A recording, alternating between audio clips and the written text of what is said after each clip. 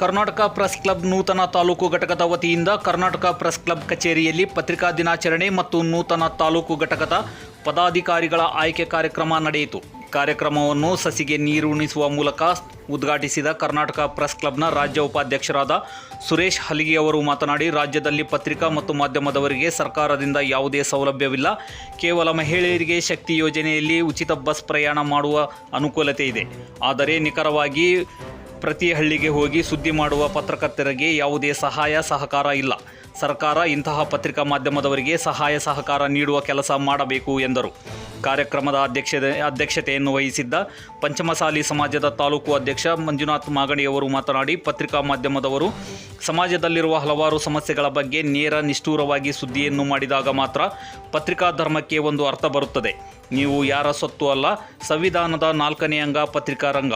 ನಿಮಗೆ ಸಂಪೂರ್ಣ ಅಧಿಕಾರವಿದೆ. ಸ್ಪಷ್ಟವಾಗಿ ನೀವು ಸುದ್ದಿ ಮಾಡುವುದರಿಂದ ನಿಮ್ಮ ಘನತೆ ಗೌರವ ಹೆಚ್ಚುವುದರೊಂದಿಗೆ ಒಬ್ಬ ಒಳ್ಳೆಯ ಪತ್ರಕರ್ತರಾಗಿ ಹೊರಹೊಮ್ಮುತ್ತೀರಿ ಎಂದರು. ಇದೇ ಸಮಯದಲ್ಲಿ ಕರ್ನಾಟಕ ಪ್ರೆಸ್ ಕ್ಲಬ್ನ ತಾಲೂಕು ಘಟಕಕ್ಕೆ ನೂತನ ಪದಾಧಿಕಾರಿಗಳ ಆಯ್ಕೆ ಮಾಡಲಾಯಿತು. ತಾಲೂಕು ಘಟಕದ ಅಧ್ಯಕ್ಷರಾಗಿ ವೀರಣ್ಣ ಹಡಪದ, ಉಪಾಧ್ಯಕ್ಷರಾಗಿ ನಾಗರಾಜ್ ಲಮಾಣಿ, ಕಾರ್ಯದರ್ಶಿಯಾಗಿ ಅಲ್ತಾಫ್ ಹುಸೇನ್ ಹವಾಲ್ದಾರ್, ಸಹ ಕಾರ್ಯದರ್ಶಿಯಾಗಿ ಮೆಹಬೂಬ್ ಹುಸೇನ್ ಮುಲ್ಲಾ, ಖಜಾನ್ಸಿಯಾಗಿ ಗಾಳಪ್ಪ ಹರಿಜನ್ ಅವರನ್ನು ಆಯ್ಕೆ ಮಾಡಲಾಯಿತು. ಈ ಸಮಯದಲ್ಲಿ ಕರ್ನಾಟಕ ಪ್ರೆಸ್ ಕ್ಲಬ್ನ ಸದಸ್ಯರಾದ ದೇವೇಂದ್ರ ಪಾಟಿ, ಮುಖಂಡರಾದ ನಾಗಣ್ಣ ಚಿಂಚಲಿ, ಪವನ್ ಬಂಕಾಪುರ, ಶಂಕರಪ್ಪ ಹಡಪದ ಸೇರಿದಂತೆ ಇನ್ನೂ ಅನೇಕ ಮುಖಂಡರು ಉಪಸ್ಥಿತರಿದ್ದರು. ವರದಿ ನಾಗರಾಜ್ ಲಮಾಣಿ, N+ ನ್ಯೂಸ್, ಲಕ್ಷ್ಮೇಶ್ವರ.